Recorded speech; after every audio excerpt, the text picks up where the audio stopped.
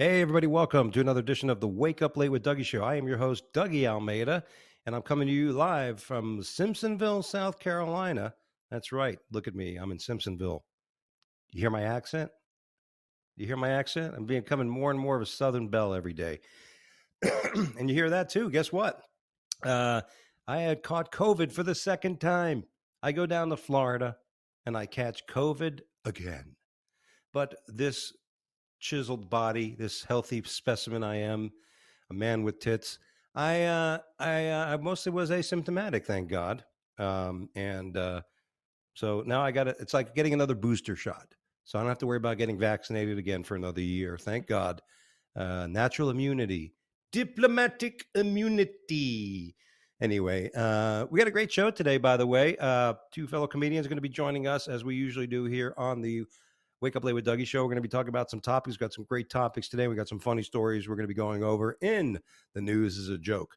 Without further ado, let me introduce my guest today, fellow Florida comedian, very lovely young lady. Cristy B is with us, and from the Northwest, very funny gentleman I got to work with. Josh Firestine is with us today. Welcome. Hey, thanks for having us.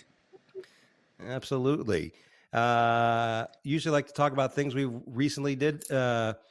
Cristy, ladies first. I think the last time we saw each other was one of your shows in the northern, I guess how are we going Space Coast area of Florida. I think I had you in Bunnell, actually. I like the way you said that. You had me in Bunnell. Oof. I had you in Bunnell. Yes, this is going to get so interesting. Fabulous. I was so fabulous. I don't remember it. Jesus goodness. Well, you did well. To be honest with you, I wasn't at that show that I booked you at.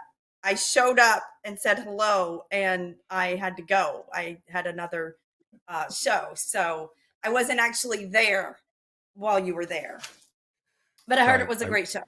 So thank you. Yes, it was awesome. That was probably 2 years ago. That was probably in 2019, right? Before the pandemic. Yes. And absolutely, I brought my good friend Nadeem Awad with me to open for me. Very funny Love comic him. out of South Florida. Yes. Good dude. Josh, last time we saw each other was when I was touring through the was that Skippy Sprinkles show? I don't remember. It was he's had quite a few different ones. Maybe it was the Royal Bear, like an old biker bar, or that Lime doing place. Shows there. I think he might. I know we did some Lime. other shows. Yes, remember the Lime? The Lime. And matter of fact, you were very nice. You actually added a tag to my joke, which I've been using ever since. I tell that cool. joke. I can't be racist. I'm in an interracial relationship. My girlfriend's married to a black guy. And then being from the Northwest, from the nice woke area part of the country, you're like, you may not be as mean if you come out and said that your wife is sleeping with a black guy. So I actually just put both of them in there. I actually do that and make my wife look like a whore in the joke, which is usually it's a lot better. It works out pretty good. Anyway, welcome to the show, everybody. Thank you. And how are things in the Northwest? Now, we were just talking before the show a little bit. Josh, you had a show tonight that ended up getting canceled, which always sucks, right? I mean, yeah, the Northwest is kind of like Florida in a way, where like when in Florida, you go to Florida, you come home, you come back with COVID. In Washington, you go to Washington, you come home with an extra vaccine card. That's how it works. It's like the opposite. It's crazy that like shows are getting canceled here with like everyone's like 95% vaccinated, and they're like, whoa, let's cancel the show. So a little different, but the same in a weird way. Now, well, I don't have a right to ask you. You guys don't have to answer, but are you guys vaccinated? Yeah, I am. But I'm not a hero. I'm just poor, and they were free. So yeah, why not? They were like, free shots? I was like, all right, what is it? Like Patron, Jack Daniels? And they were like, no, it's Moderna. All right, fuck it, line them up. Let's go. You know? I don't want to catch a bunch of crap about my answer for that, so I'm going to plead the fifth on me being vaccinated. But I live in Florida, so I went to Tennessee and got COVID, just so you know, at a family gathering back in March. And Wow. so I've been in Florida the whole time. I didn't go last Christmas. I didn't go home for Christmas. And then I waited spring break, went home. I didn't see any of my friends. I was just with family, came home with COVID. I was down and out for like 21 days. So Oof, it was not, yeah, it was rough. Of course, I milked it a that's a little long bit one. as Wow. I mean, it's crazy. I've not been vaccinated because I had COVID back in 2020. So my doctor said, "Hey, don't worry about it. You know, you got a little natural immunity." And I've been on countless planes and I've traveled all over the country and this and that, and I still never got it. And then I went back to Florida for the holidays and somehow caught it. And you know what's interesting? I might as well talk about it now. Um, but you know, I had it. Other members of the family that I was at in Boca Raton, Florida, and Florida got COVID. And because I'm the one who's not vaccinated, guess who they blamed? Me. That's Now, not fair. Anyone can carry it. well, that's my point. In other words, let's say you're in a group and you find out you caught COVID. Are you really concerned to find out who was the one who brought it to the party? No. no. The I mean, only Really reason I'd be just make concerned is sure everybody's so they help. healthy. So I'm concerned for them. You know, right. I just be worried But about they're all their safety and their vaccinated family. and they got COVID. Is that Everybody else in the house except my wife, who, by the way, was in the car with me for 12 hours driving to Florida from South Carolina and all that, didn't catch COVID. She's laying in bed with me and didn't catch COVID, but other people did. So, you know, it was just interesting because I'm like, you know, when the family does this, I'm like, you don't realize you're being divisive. You know, it's almost like insinuating there was a malicious intent to get somebody sick. You know what I mean? It's like, how do you Yeah. even know? Like, prove it. If you're going to say this shit to my family members and make them not like me, and you know, all of a sudden everybody's going to hold me, you know, like negative. Prove it. Can you fucking prove it? You can't fucking prove it. So don't be saying this shit. You know what I'm saying? It's ridiculous. And like you said, who cares? It's going around the world. Everybody's catching it, and you're going to worry about who's the one who actually was the one. I mean, really? You know what I mean? Yeah, if you And, really and cared that much, and you know that Dougie's not vaccinated, you can kindly ask him not to show up. Hey, love you, yes, but we don't want you. I'd rather somebody say, "Hey, right? love you, don't want you around," than "Hey, fuck you for getting me sick." It's don't blame me. Yeah, Just but everyone that got the vaccine also got COVID, right? yeah, yes, yeah, you can. Yeah, So yeah. I, It it it, is it kind of listen. I don't want to make this a vaccine bashing thing, but no, listen, me either. it's like the doctor who told me when I tested positive last week. He's like, "Yeah, you got it. Well, guess what? You just been boosted." You know, he's like, "You don't need a booster shot now. You have." And that's kind of yeah, what you know the professionals are saying that's why they think this may end the pandemic. This Omicron is because as it spreads to everybody's going to get it, and they're going to have natural immunity and may keep people from getting it, you know, for a while because obviously the you're vaccine's like not keeping Pokemon. people. You're Yeah, like Pokemon with the variants. You got to catch them all. You know. I'm going to get them all, baby. I'm going to get them Yeah, all. dude, I'm like, start that collection. I love it. and I feel bad because the other people are sicker. Like my good friend Mark, who does a podcast with me, somebody sneezed on his food and he thinks that's what happened to last week. And he's like, I'm talking to him. He's like, I'm like, oh my God. I'm like, I'm very fortunate. I've been mostly, you know, lost my sense of smell in 220 when I had it, and this time I just had a little bit of a congestion. I wasn't, you would think my fat ass, who could barely do a push up, would not be that physically strong to fight it. I But I thought you guess were a specimen. I thought. I am a specimen, Josh, and Hell I am a yeah. specimen. When it comes to listen, I can't pass a physical ed test, but when it comes to COVID, I'm kicking its ass twice. I'm 2-0 against COVID. Hell yeah, Everybody, dude. I'm undefeated. But The yeah, champ I'm in the glad we. house. If you want COVID, come see me. Come see me, and You're I'll give you COVID. just gonna Everybody. carry it around. That's right. I'll give you the good one. Um, well, speaking of hard times, we lost a great comedian, Betty White, this last week. Who I mean, with Betty White, when you hear she's dead, you're like, oh, stop it. It's a joke. You know what I mean? Because how many times you've heard she's died in the last 3 years and she Oh wasn't yeah. dead. and to die just a few weeks before your 100th birthday. It's I know that would have been a great celebration. She was one of a kind, and one of my favorites. Yeah, I have to say, from the Golden Girls. You know, as a female, us girls, we get together and we decide which one of the Golden Girls we would be. We always name each other that, and I was mostly Rose with a little bit of Blanche on the weekends, but but she was. Josh, which one of the Golden Girls would you say you mostly resemble? I'm Sophia. Yeah. You're Sophia. Yeah, definitely. Just leave me. I got smart remarks, and I just pitch in when I need to make fun of somebody. You know, I'll sit over here in the corner with an angry face. Yeah. I'm the big ugly one. Who's that? Maud? What was her name? The lady who was Maud. Dorothy. Dorothy. Yeah. Maud. And then there's Maud, and then there's Maud. Yeah, I think she likes women like I do. She was the responsible one. Yes, exactly. And of course, football great, coaching great, broadcasting great. John Madden passed away. And, it's funny, young kids don't know John Madden as a football coach. Y'all think he's the guy who developed the football video game. Yeah. My nephew's like, isn't that the guy who invented that football game? I'm like, yeah. Just that's what you want to tell all your friends. So I hope I'm in that generation where I knew him as a broadcaster. I don't think I realized he was a coach until probably late teen years.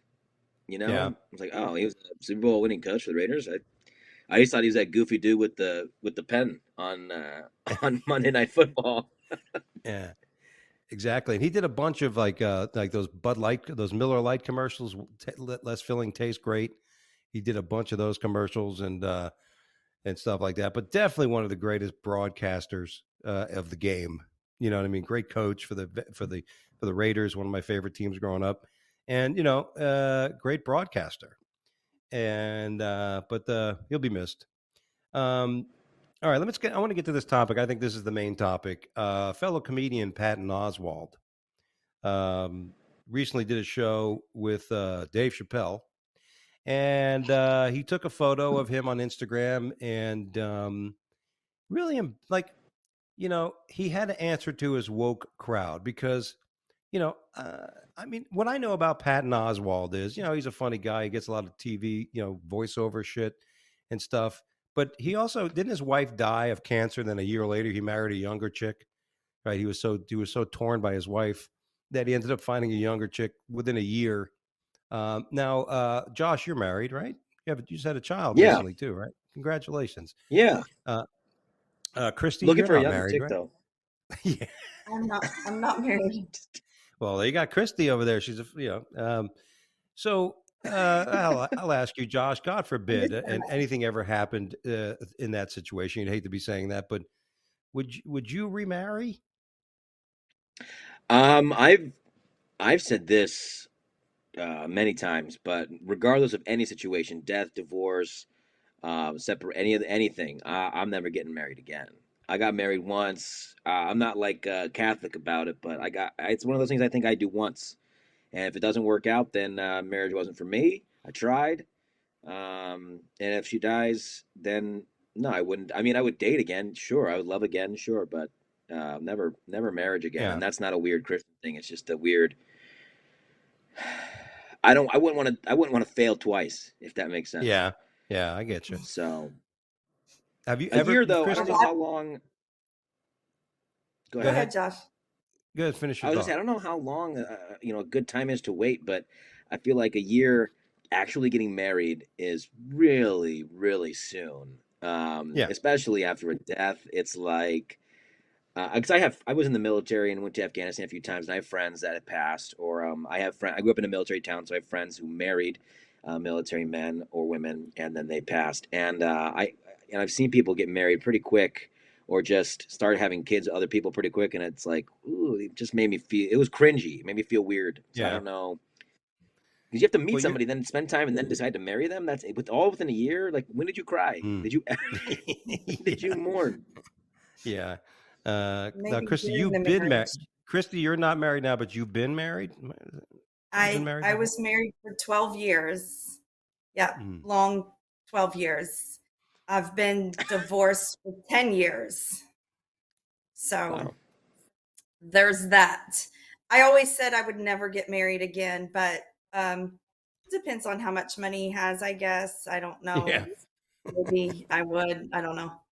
I'm kidding. I, That's a joke, but not really. But also, I would say I would have maybe a commitment ceremony to yeah. where, I can get gifts and stuff like that. And we do all the things and no one knows that we're technically not married. We just don't sign the marriage certificate. So if something happens, we don't have to get a divorce.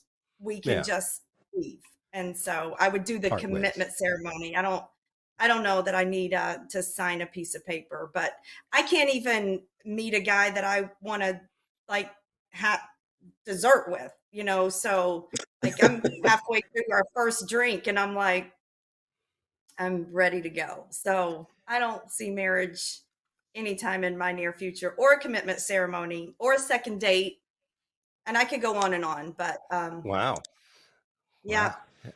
Wow. Wow. That's very depressing knowing that there's not a guy out there It sounds that's terrible, but I'm not. Listen, honestly, I only went on like 3 dates last year. I'm not like desperately seeking a man to fulfill my life, but yeah. Well, comedy is yeah. your new man, right? When my wife worries about she doesn't really worry about me. If you saw a photo of me, she's not worried about my fat ass cheating.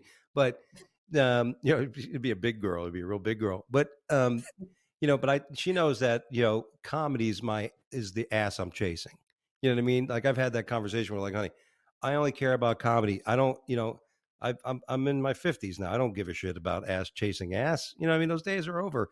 And I would say this: if God forbid anything happened to my wife and I, we were no longer together, like you mentioned it as a joke, but I would never marry again. Number one, because before my wife and I got married, we were dating for 12 years. So that just shows you how quick it'll take me to probably get married again.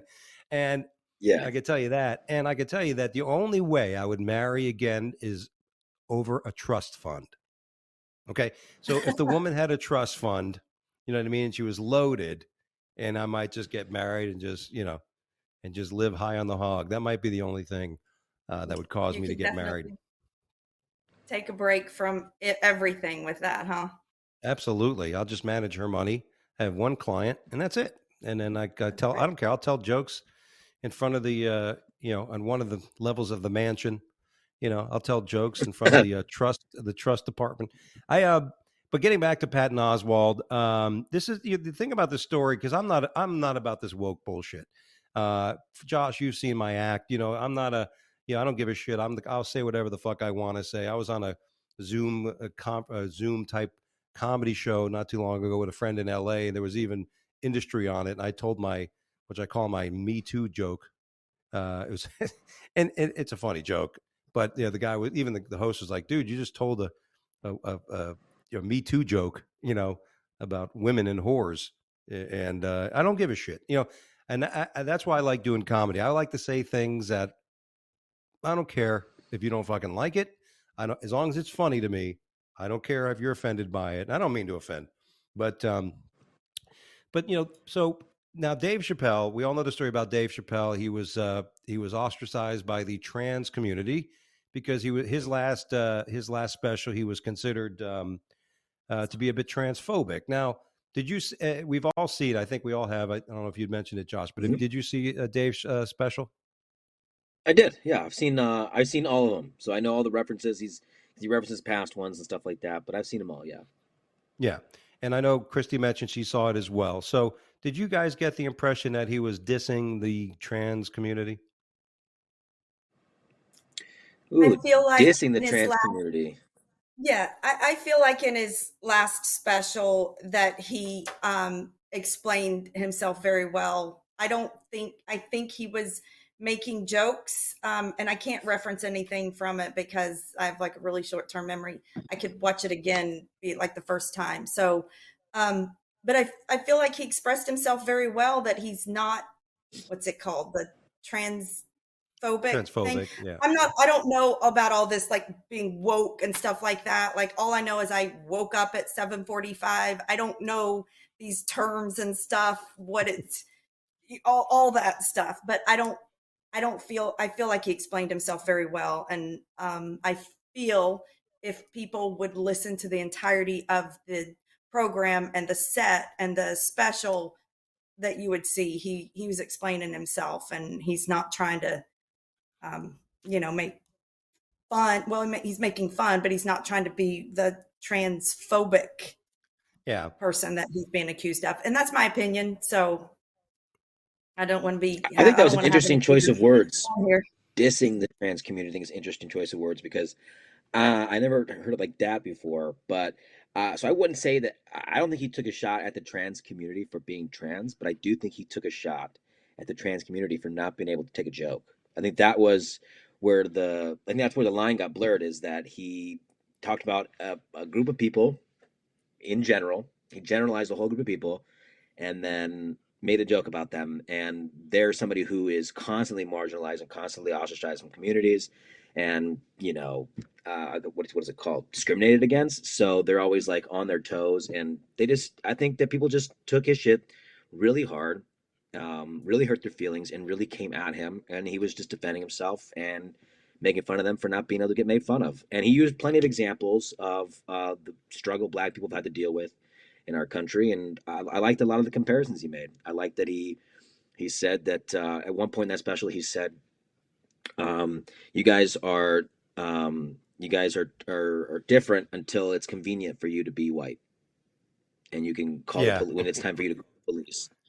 And that was big. Like, he can't stop being like, you can be your one thing until it's time to be in the right. But Dave, different struggle and different thing. And I think it all came together at the end of the special when he said, he's talking about the lady that he lost, or, the woman that he lost, and talking about, their child, setting up that trust fund or whatever with their child. And he said, I knew your dad. She was a great woman, or a great lady, or something like that. And I thought that was cool. It was like him accepting, saying, I accept who you are. I'm not afraid of, I'm not like hating you. I just, I like a joke. And like you said, obviously his job is to make fun and to have, he's a comedian. And, what I got out of it was that it's like, everybody on earth is made fun of, you know what I mean? And, my nephew is transgender, was my niece, and then transitioned. So I understand that plight. I understand the challenges of that. I know it's not an easy life. It can't, listen, this damn COVID gave me a bit of depression. Comedy gets me depressed. So I can only imagine if I was dealing with that kind of stuff in my life, how much challenge I'd feel. Right. I mean, and so, with it, but I also think that if, it's almost impossible. And what I got out of it was, you can't expect people to always, like, you can't expect people to be perfect. Even like racism, there are going to be racist fucking people. You know what I mean? There's just going to be racist people. I mean, it's just the way it is. You know what I mean? And you can't, there's going to be evil people. We'd like to get rid of evil, but you can't. There's always going to be that. How we cope with it, how we understand it, how we deal with it is what we have to do, right? As a human being. And that's the way it is. I mean, if you want to thrive, if you're a transgender and you want to be strong, and you're going to have to put that shit behind you. I mean, you're going to want, it's someone's going to look. You're always going to have those people that are fucking going to look. And, now if somebody does shit and makes fun of you and starts cursing at, I mean, that's fucking wrong, right? I mean, that's just stupid.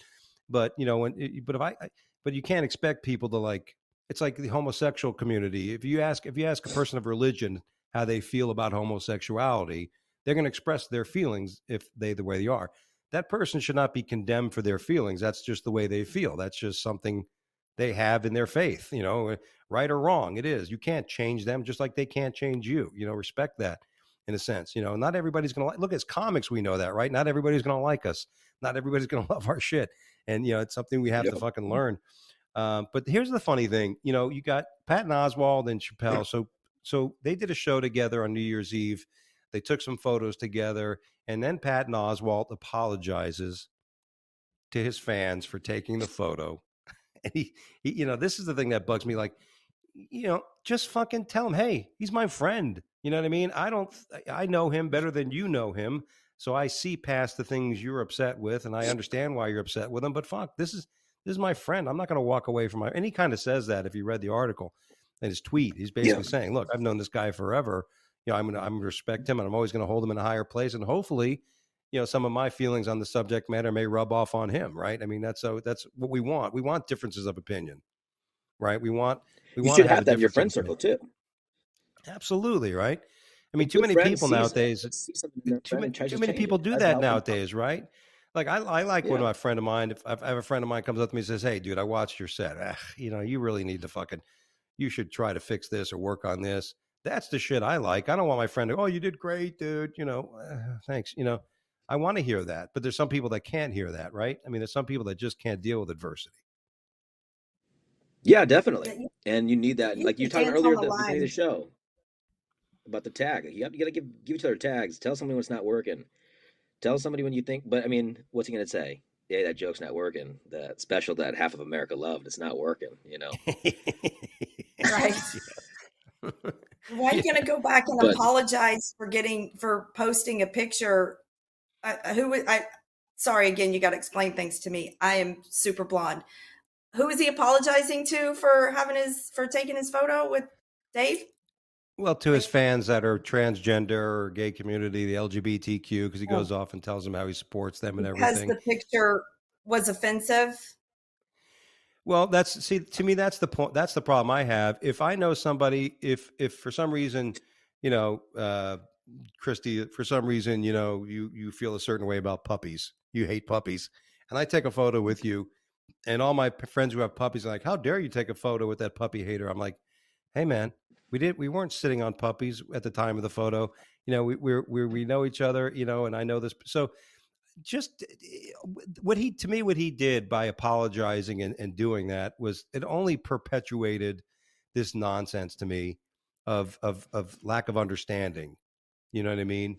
It's just, to me, it was a little, I hate to say this, cover your ears, Cristy, but it was a little cunty to me. It was just a little cunty to me, what he did. He should say, "Hey, man, this is my friend. I like the guy. We've known each other for decades. We're friends. I know he feels that way about it. We don't share the same feelings like much of my friends, but he's my friend. I'm going to take a photo with him. I'm sorry that you're upset that I took a photo with him. It doesn't mean I'm out there, bashing transgenders. It's just he's my friend, Well, it makes it's funny. What drives me crazy is the hypocrisy of it. Is that people are saying his fans and his friends are calling. He's known as an ally to the LGBTQ community, and the fact that was hanging out with Dave Chappelle made people think that, oh, he's not an ally anymore. He's not our ally. He's not our friend. He doesn't stand up for us.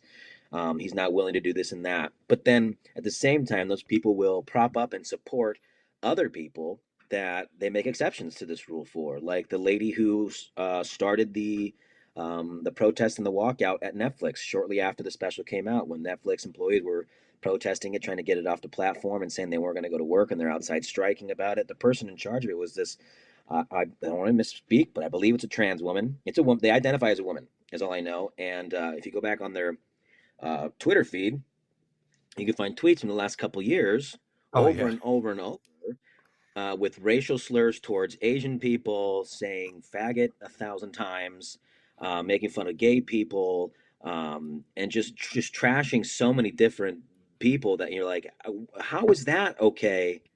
But Paton Oswalt, the guy who plays the cartoon character on your favorite show, you gotta cancel him now because he is friends with Dave Chappelle. That's silly to me. Yeah, absolutely.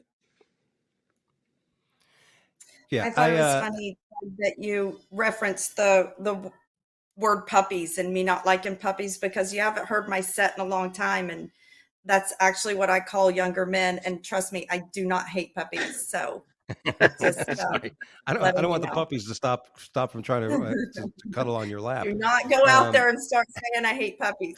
She hates puppies.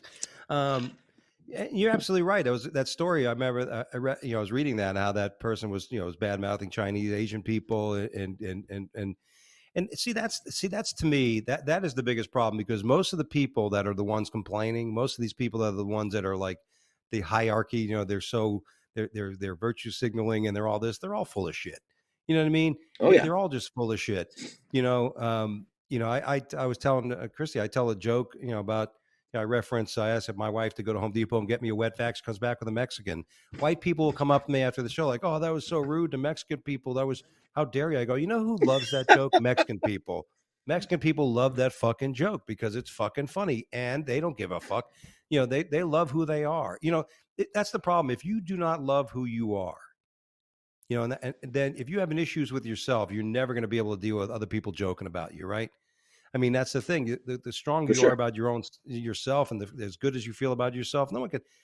Someone calls me a fat fuck and everything. I am a fat fuck. I mean, like, oh, how dare you say that about me? God, I have a mirror. What the fuck? Just I because you're hate that, by pointing the it way. out. I hate people go, "You're fat." Yeah, I know I'm fat. Be Yeah. creative. Be funny.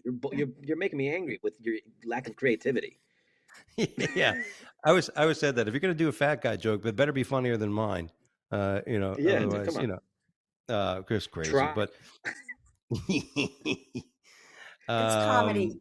Everybody just needs to appreciate the art of comedy and quit taking it so seriously, because you can't take a joke seriously. It's a joke. Let it be a yeah. joke. Now I know that you're in a part of the world, right? I mean, comedy's been hit because of how bad things closed down in the South, in the Northwest. You guys had all kinds of challenges in the last year with, defunding police and riots in the street and all that shit. I mean, you know, um, so how has it been there? How's the comedy scene? Not as bad as TV makes it. Yeah.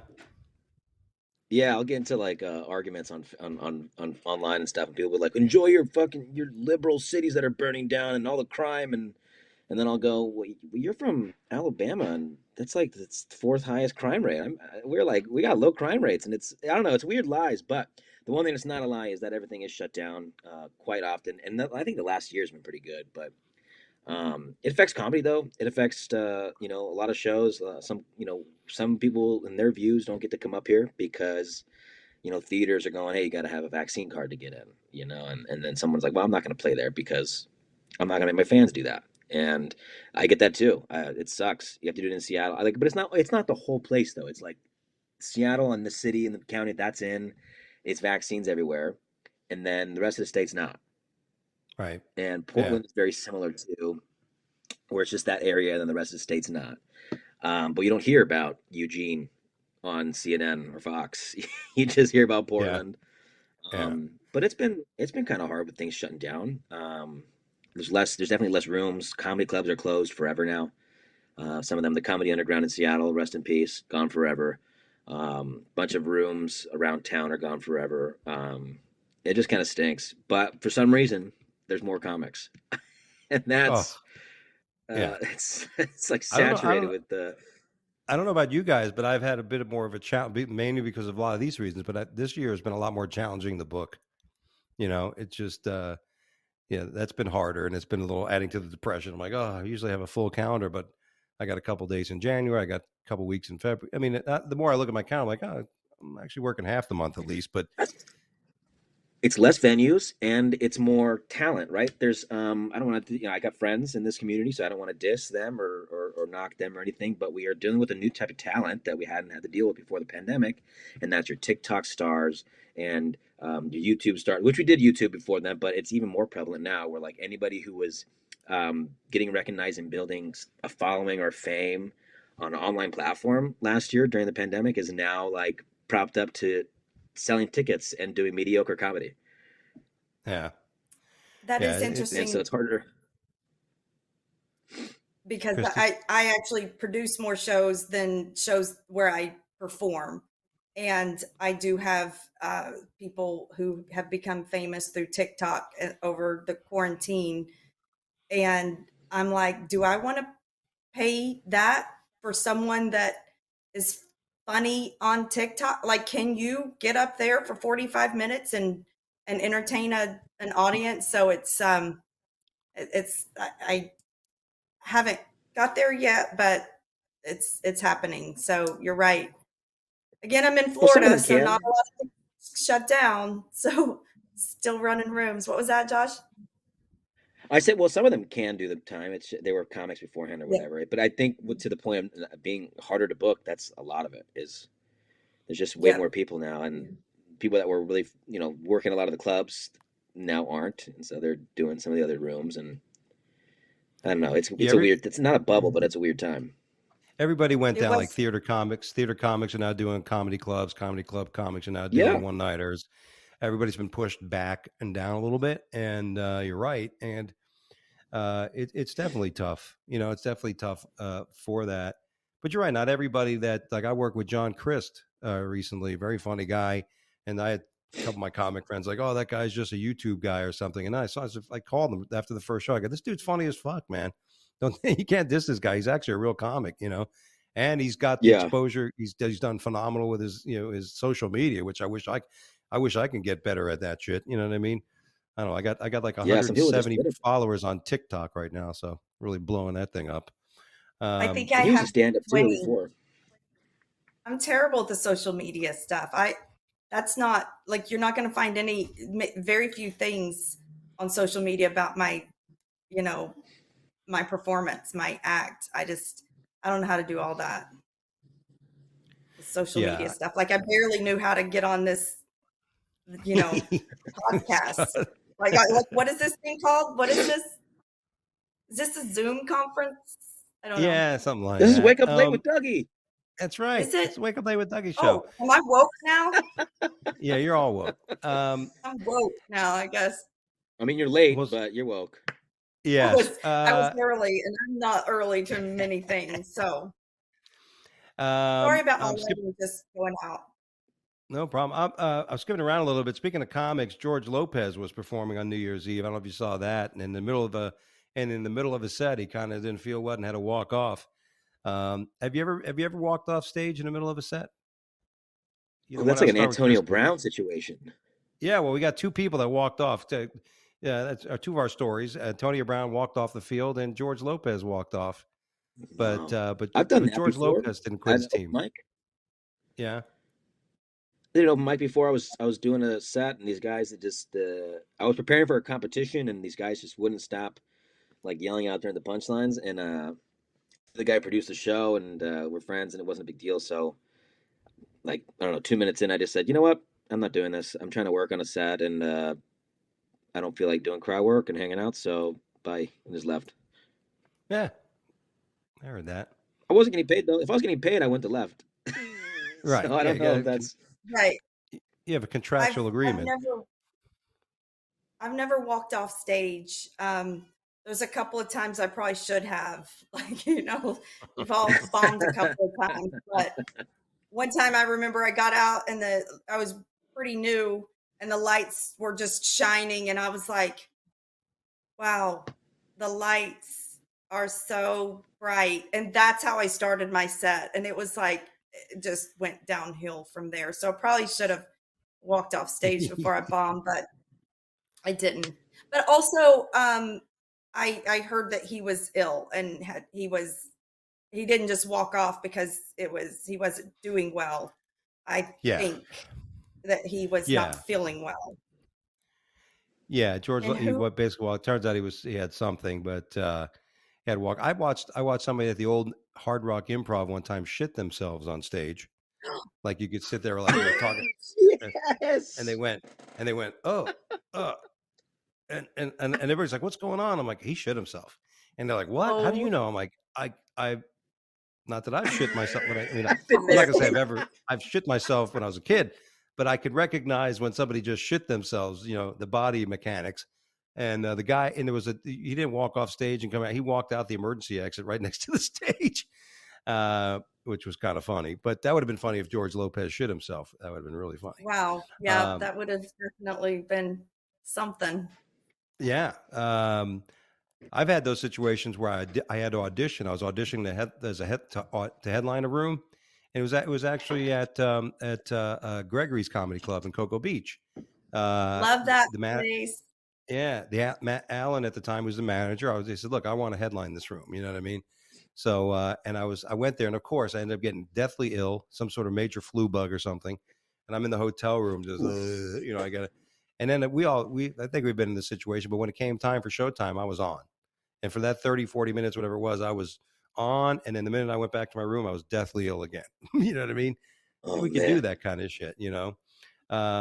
You mentioned Antonio Brown. Ben, I don't know if we have the video queued, but if you haven't seen the video, this guy said that's it. Middle of a game. Obviously dealing with a lot of emotion, probably demons in his head. Who knows what this guy's dealing with? The coach asked him to go back in the game. He didn't want to go back in the game, and then he did this. Ben, run that clip if you can. If you have it queued up. You know, have a go. All right. But you know, quitting. You know, it sometimes, like I was talking before the show. There's so much shit going on. Like there's sometimes that I feel like I don't know if which one of you have not ever thought about quitting comedy. I think everybody in this business has had that thought, right? Twice. Yeah, I thought about quitting 5 minutes before this show. I mean, with like all those challenges we're talking about, that, you know, when you're not getting booked and you start seeing it almost, you know, because to me, as much fun as I have doing comedy and as much as that gives me, right, the high, we know that, we all know that, we're all hooked on that. Is that when the other things become more and more difficult, when all the other components of the comedy world become that much more difficult, getting booked, you know, keeping dates, the travel. I mean, could you imagine traveling now with all these cancellations? How much of a pain in the ass that was? You know, I did on Sunday. Yeah. I mean, you know, I purposely, for some reason this year, I said, I don't want to travel this year. I had a feeling it was going to be pretty bad. So I really didn't want to book anything during these times. But I mean, who hasn't thought of that, right? Yeah, definitely.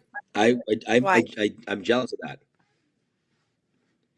Shirt off, Cristy? pads off, throwing shit into the stands. I'm jealous. I wish I could walk off stage and just throw my shirt at someone.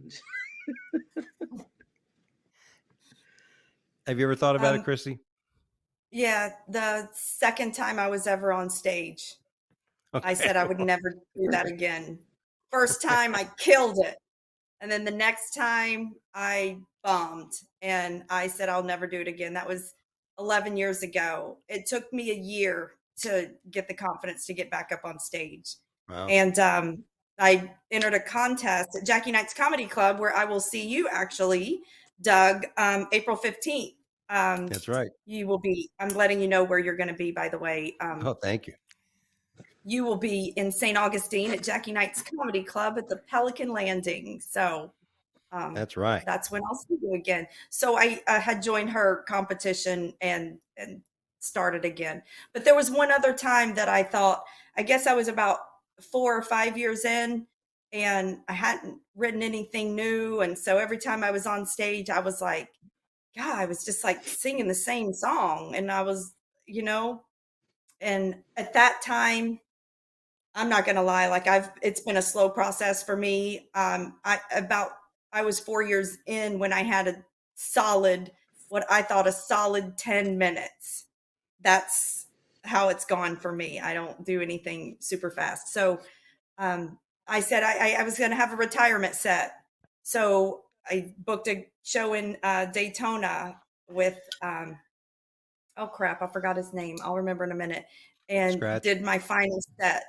And 6 months later, I opened up another room where I started booking comedy again. So my retirement lasted 6 months. I'll never quit again. That's good. You can't. I mean, like I said, I've thought about it, but it's like, especially going this far, and I'm in my 15th year. So it's like, you know, people are like, you know, it's always weird because it's relative, right? Like other people are like, dude, you're doing great. You're all over the place. Da, da, da, da, da. I'm like, yeah, but you don't get it. I don't have the one room I want to work. You know, I don't have this. And you put all that shit in front of you. Who knows what Antonio Brown was thinking? But as Tom Brady says, know, to be honest with you. Yeah, he probably does. He's probably just doing a bunch of cocaine. Cocaine's usually what causes you to be depressed and make such decisions. It's got CTE too, no doubt. Yeah. I mean, no doubt. Technically, isn't the season over? Like, one more week. I don't know. Yeah. I mean, I don't know a lot about the sport, but technically, like, he's getting a break anyway, right? Like, the season is over. Well, there's one more week, and then someone shared this stat earlier. I want to try to see if I can find it right now. He was so close to so many bonuses. Like I don't know, it was like a few passes away. I got it right here. Let's see. He was 8 more catches. If he had made 8 more catches this season, he had one more week next week still to play. He would have got $333,333. He needed 55 more receiving yards, which to him is like a quarter or a half of a game. And that would have been another $333,333. And then the same amount of money if he had just got one more receiving touchdown. So that's over $1 million that assuming he would have got himself within the rest of that game and next week's game over all that. So, I mean, yeah, end of the season, but that's someone said it perfectly. That's a costly outbreak or outburst, like a childish outburst for $1 million. That's crazy. Yeah. I wonder if he was thinking about all that. He's got to be in some sort of contract as well, though, right? Like, I mean, I don't know when the next game is. Trust me, you don't want to be talking sports with me, but like they could be like, oh, you know what? I changed my mind and go ahead and that play. Should be the name of your sports podcast. You don't want to be talking sports with me. Don't be talking sports with me. Don't be talking sports. That's the name of your podcast. That would make the worst like sportscaster interview or whatever they're called. Like that would be ridiculous. Although I'd be really fun in the locker room after the games. I can say that for sure. But I probably would ask the worst questions. No, I'm great in locker rooms. Yeah, I played a locker room last weekend, actually. Oh, really? No. Wow. How do you get that gig? I'd love to go in there and talk about all my puppies. Trying to tell you got to talk to an old man at the sauna at LA Fitness for an hour, but it's a fun gig. Yeah. How do you deal with all that hair in your body? Yeah. Well, there you go. All right, let's skip right to the news is a joke, everybody. This is where we have news headlines, and it's our job as comics to make them funny. Some of the times we can just tell the headline, and you guys can have a joke, and that's it, and we can move on to the next one. And it just works that simple. Our first story: sausage vending machines are the thing in Germany. And if there was anything that was going to be happening in Germany, it would be sausage vending machines. I mean, there's a lot of sexual jokes here. Like, if you want some sausage, you go to, Josh, I have to ask you first, though, would you eat a sausage from a vending machine? I'm surprised you don't think I've had a Slim Jim at a hotel before. Oh, yeah. Yeah, but Slim Jims are like... I want to say no, but I've bought a Slim Jim at a vending machine before, so I don't think I can say no to that question. Wow. A meat box, a meat locker. I don't think I've done that. Well, now that you put it that way, I'm going to order two. Yeah, sausage vending machines are the thing in Germany. Food cravings don't operate to a set schedule. Yeah, hey, let's go to that machine over there and get a kielbasa. I mean, I'm not a big sausage guy in the first place. Number one, I prefer bacon in the morning than sausage. But you would not. It could be a 2 a.m. morning though, and you need a wiener, so Oh, I've needed a wiener at 2 a.m. before. Somebody had to say it. I would definitely, without a doubt. But you could be a lady of the night, and maybe it is 2 a.m. and you need a little wiener, but this will be the first time that you're gonna pay for it. So this part of the show is just worth you saying I need a wiener, or I could use a wiener. You know how vending machines you have to pick your selection by rows and columns, like right. A1, A2, A like that. They would all be D. They would all be D1 through 30 in the machine. I don't know. There could be a B4. I would get the B4. The wiener B4. Now you know why she hasn't got a new husband. She's very choosy. She would have got her wiener out of the vending machine. Hot dogs was her favorite. Betty White would have done it. Betty White would definitely be getting sausages out of a vending machine. Yeah. Well, there you go. Well, listen, in Japan, they have used panties in vending machines. What? So, yeah, Ew. that's What? true. They have used panties they sell in vending machines in Japan. Yeah, go figure. Wow. Our next story: a Chicago woman quarantined in an airplane bathroom for 3 hours after testing positive for COVID-19 mid-flight. Well, if she was me, she would have went out and got out of the fucking thing and not gave a shit, I guess, and just got everybody sick. But she took the test she got the test results on the plane, which to me is, kind of crazy. Yeah. But I don't like saw that. I don't like being on a plane. I don't like being standing up on a plane. I always feel like if I'm standing up on a plane, that's when we're going to hit severe turbulence, and my fat ass is going to be bouncing around the whole of the plane, especially in the bathroom. But yeah. I think she already knew she had COVID, and she just got diarrhea and got embarrassed and just wanted to stay in there. And that's what I think she blew that bathroom up and said, "I can't walk out there and face these people now." Well, she became TikTok famous over it, but apparently she had taken a COVID test before that showed up negative. Right. And then, got a little sore throat and thought that she would test again.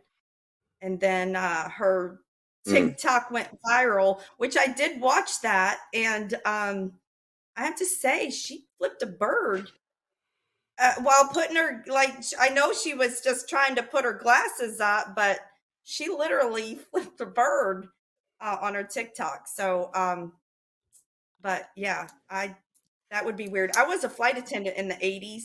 No, God, I'm not that old. It was the 90s. Damn. Listen, I tell you what, if that had something like that had happened back then, I don't know. The flight attendant ended up sending her food and stuff like that. There's a whole big story about how all that went down. I don't know if I would do that kind of follow up, but anyway.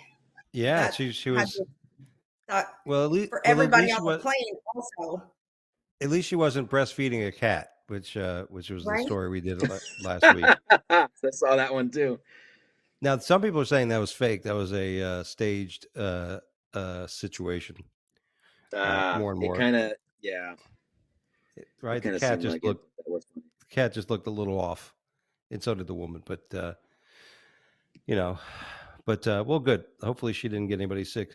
Mom finds crystal meth worth $120,000 in a cereal box while she was preparing breakfast for her kids. Wow!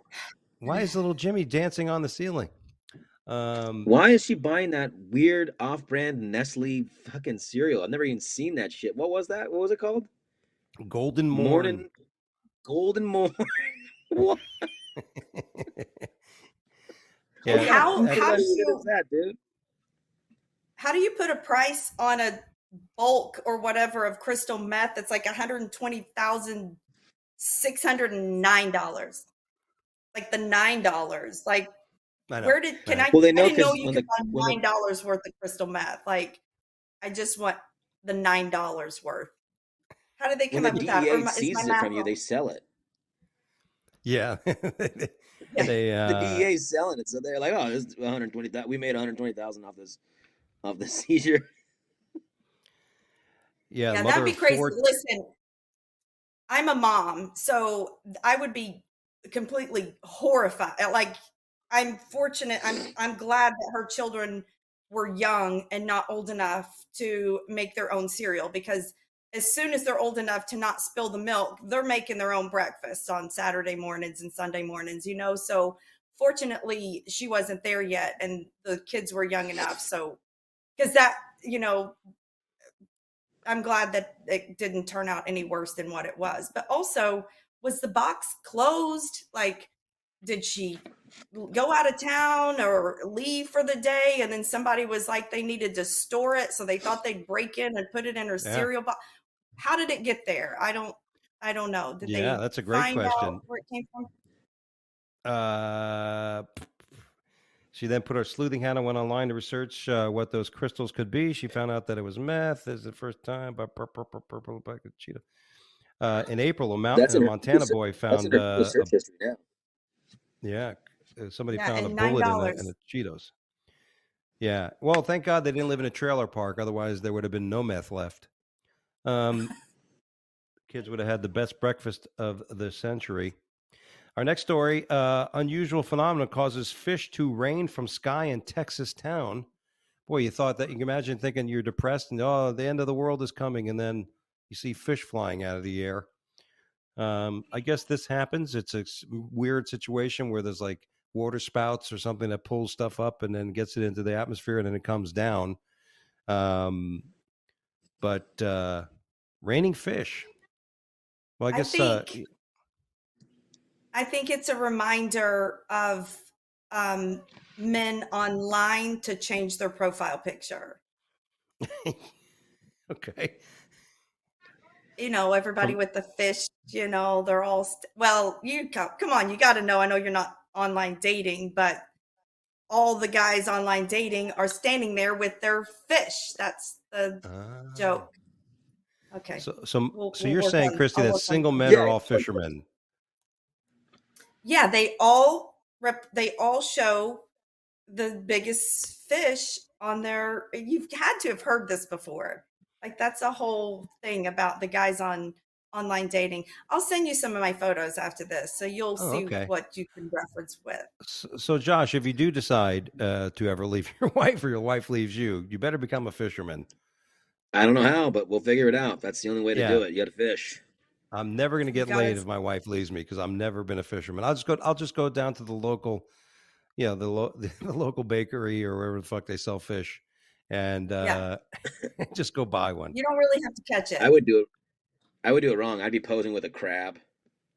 Like, look at me. I got crabs here. I got crabs. Here's my number. There's something about that guy I don't like. Not much of a story there. Our next story, Wisconsin Badgers accidentally shatter a trophy while celebrating Duke's Mayo Bowl. The running back or the guy who's supposed to be able to have good hand is like, say they're celebrating, and he drops a football that's made out of crystal onto the floor. And then they ended up, if you look at the photo, they end up taping a bottle of Mayo, Duke's mayonnaise, on the top of the trophy to make it all better. Oh, funny. Yeah. That's hilarious. Who gives a shit, these bowls? You know what I mean? That reminds me of when Rob Gronkowski, who was he? I don't remember who he was. Him and Tom Brady after they won the Super Bowl. Yeah, they were playing around at the World Series, with the Red Sox, and with the trophy, and he like swung it at a ball that Tom Brady threw at him and dented the Lombardi trophy. And now he's not allowed to touch Super Bowl trophies. Like, when they got the Super Bowl in Tampa, Tom was like, "You can't touch the trophy, dude. You broke the last one in New England." Yeah, because Tom got in trouble because remember they're on a boat and they were throwing it back and forth to each other on the boat. Cool. And you're like, oh, yeah. You're like, fuck. I mean, imagine if they dropped that thing in the water. Go get it. I honestly don't see the point or the reasoning. Like, why on earth would you give someone who won a trophy for playing football a glass or football trophy that you can break? You know good and well they were tossing that around. He didn't drop it. That was the first one he didn't catch all night. They were playing around in the locker room. The minute they dropped it, somebody screamed "fumble!" and they picked up all the gross. Make it plastic. That's right. Next story: man hired babysitters to treat him like a baby and change his diaper in Louisiana. Cops say. Boy, it's amazing to me. No wonder you're not married, Cristy, when you got men like this that want to be treated like children. And I mean, what would you do if a grown man asked you to change his diaper? And he wasn't like 80 years old. Yeah, I'm disgusted with that topic. I have 3 teenagers, and I don't know if you heard a baby crying in the background, but my daughter's actually babysitting right now in the other room. So I'm just disturbed and disgusted with it. I can't even come up with anything funny about that, except I hope the guy is where he's supposed to be, and he's somebody's little baby in a cell somewhere, And it says here that Paton Oswalt took a photo with him on Instagram, by the way. He took a photo with him in his diaper. So there you go. You better publicly apologize for that. Guys are weird. I mean, let's face it. But people like this, I don't know. Listen, if there is a thinning of the herd, a lot of people think COVID's just to make a depopulation type of thing. Well, can we pick the people? It should be easy to get rid of some people. Like when people show up like this, okay, just have them go to Well, they the tried human. that in the 30s and 40s, and it didn't work out. All right, our next story: jail for drug dealer who decorated Christmas tree with cash and cocaine. Again, another stupid asshole. This guy decided he was going to post some photos on social media of cocaine and money on his tree, and somebody recognized it, and they found him, and they busted him. Wow. Why can't he just say it's fake? I mean, how does a cop know that that's cocaine and not, salt or baking powder? Yeah. How high do you have to be to put all that cocaine on your, Christmas tree and post a picture of it? If you're a drug, whatever you call them. Drug dealer. And I'm definitely guessing he had a white Christmas. That's all I can say. Definitely. Yeah. And this was, but it wasn't the United, for sure. No, it wasn't United Kingdom, by the way. He was awake. Yes. He's like, I'm going to put my drugs on my tree and all the money, and nobody's got to notice. It's just going to be me. Yeah, I think that's good when I see stupid when stupid people get caught or fucked up. That's good, right? That's good. We don't need these people around. And our last story of the day.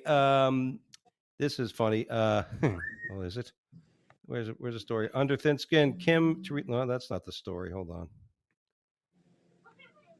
You can make a story up if you want to. Yeah, I'm gonna have to make one up because I think the fucking story it changed. What happened? Oh yes, it was the Noah's Ark one. All right. I watched that TV show that's on Netflix. Don't Look Up. Did you guys see that? No. Yes. With Leonard DiCaprio and the girl from Hunger Games. What'd you think of it, by the way, Josh? I didn't finish it last night. My wife and I were watching it last night, and we didn't finish it. I got I don't know, maybe an hour, a little bit more into it. It was it's a parody of COVID, right? Like Leonardo DiCaprio is supposed to be Fauci, and Meryl Streep is supposed to be female Trump, and Jonah Hill is supposed to be Donald Jr. and / Yvonne. It's a complete. That's what it felt like to me. It felt like a complete farce on Trump and Corona. Yeah, it was a satirical thing, and I watched some people make posts about it, and they were saying it was definitely attacking the Republicans, but the guy who was supposed to be like the genius, like the I don't know, like the Steve Jobs or whatever, the guy who's making all the like he was sniffing hair, so that he was a bit of a perv. I don't know if you see the scene where he's like, and the little girl, they're doing the phone, and the little girl's, can I say something, so and so, and he goes no, and then she goes up to him after, like, I love you. So that was an insinuation that he's a pedophile. Yes, he was sniffing the hair, so he had a little bit of Biden in him. I mean, everybody had the red hats, Don't Look Up, which was more like MAGA hats and stuff like that. So I can understand when my Republican conservative friends were taking it, you probably fell asleep because it was pretty boring. My wife thought the movie was very boring. And obviously, I don't want to spoil the end, but it's one of those movies I got done watching going, why the fuck did I watch this? It's just, you know what I mean? Yeah. But here's the thing. Here's the scary thing. There's plans. The idea of the story was there's plans to create a Noah's Ark on the moon to basically take thousands and thousands of sperm, thousands and thousands of eggs, thousands and thousands of seeds. It would take like 100 space trips to get it all up there and bury it under the surface of the moon in case something like that happened where an asteroid hit us. Or I think on January 18th, we got a pretty big size asteroid that's going to pass between us and the moon, another near miss. But the question then I guess would ask you guys is, would you, if something like that happened, would you want to live in a post-apocalyptic Earth? I'd want to live. Yeah. Regardless, I think I'd want to live. No cable, no cell phones, no toilet paper, no cable, no internet. Yeah, but No, all that sperm buried up there, you know. I don't know. I don't know.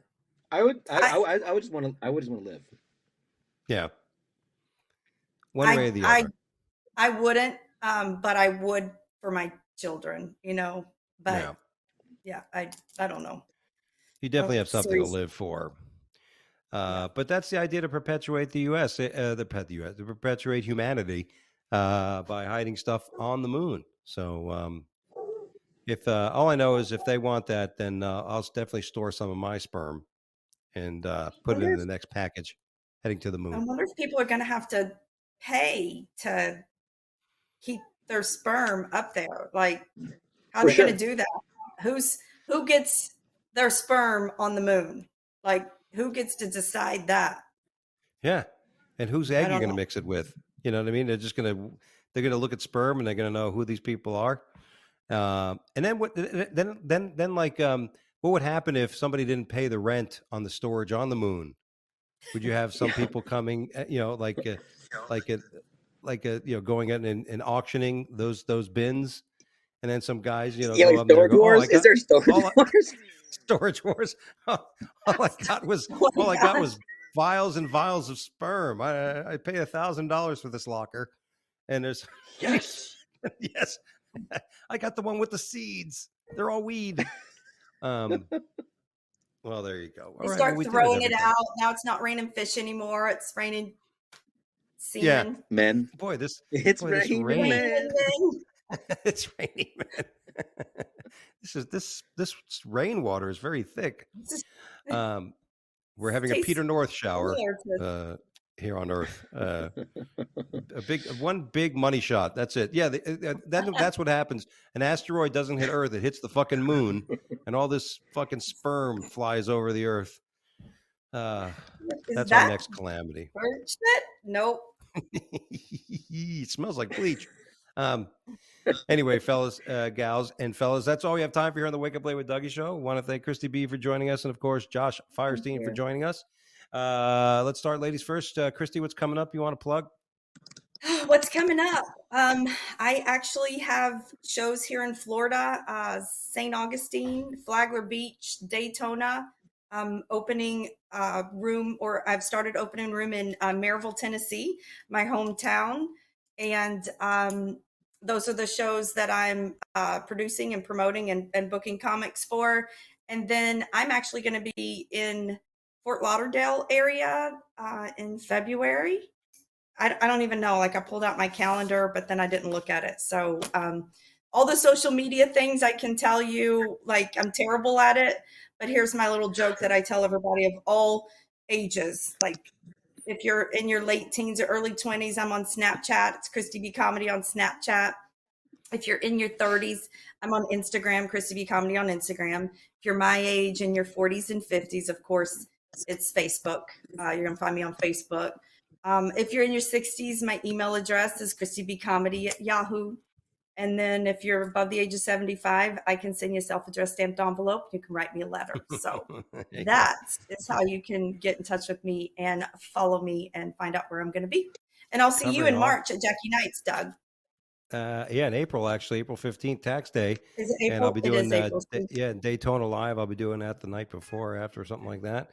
And I'll talk to you. I'll talk to you about that February date. I might have a spot. Like, I have all my spots, paid spots are full, but if you're in town, I might be able to get you on a stage show. Yes, I am trying to get booked for one of those dates while I'm in the area. If not, you should, still come out to the show if you're not booked somewhere.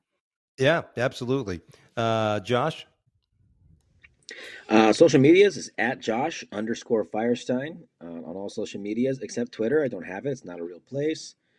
Instagram's the best. Live shows got this Saturday. If you're in the Northwest this Saturday, I'm going to be headlining a show at the historic Everett Theater with Jose Bolaños from Seattle's 92.5 radio station. And then at the end of the month, I'm in Fort Wayne, Indiana at Summit City Comedy Club, headlining Thursday, the 27th, and featuring for Jay Moore from Saturday Night Live. Awesome. On Friday, Saturday, the 28th and 29th of January. And then anybody in NorCal, I'll be at the Laughs Unlimited Comedy Club in Sacramento, February 4th and 5th, opening for Key Lewis. He's really funny. It's going to be a good time. Yeah, I like Key. Yeah. JoshFirestine.com for dates and silly shit. Cool. New room in Fort Wayne, Indiana, right? The Summit Comedy Club. And that's all run by the same folks, right? Out of the Spokane, Washington, that same group. I think I reached out to you about that. I sent out some Vail stuff to those folks. And so especially I'm going to be up there in July.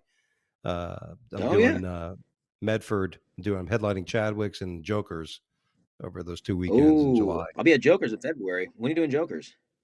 Like July 22nd, something like that. The weekend after the 15th. You said that. Yeah. We'll so I'm trying to fill in some. I'm getting the wife to fly out there with me too, so we're going to do some sightseeing and things for all that stuff. But anyway, guys, thanks so much for joining us today, and have fun out there, guys. Don't quit comedy. Stay with it. You two are very funny. And that's all we have today, everybody. And I'm going to be in Florida again on January 23rd on Sunday at Island Grill, along with my good friend Jimmy Schubert. Also going to be at Mulligan's on I think it's the 20th of Wednesday, something like that, or the 19th. I think it's the 19th. In Port St. Lucie, I'll be at Mulligan's headlining the room. Go to DougieAlmeida.com for more dates. Aside from that, everybody, we may take a week off next week. I got some things we're going on, but stay tuned for more. Don't forget to follow us on our fan page here on Facebook at Wake Up Late with Dougie Show, and on Instagram at the Wake Up Late with Dougie Show. Wake Up Late with Dougie on Instagram, and follow me at Funny Fiduciary on TikTok and on Twitter, and Dougie Dangerous on Instagram.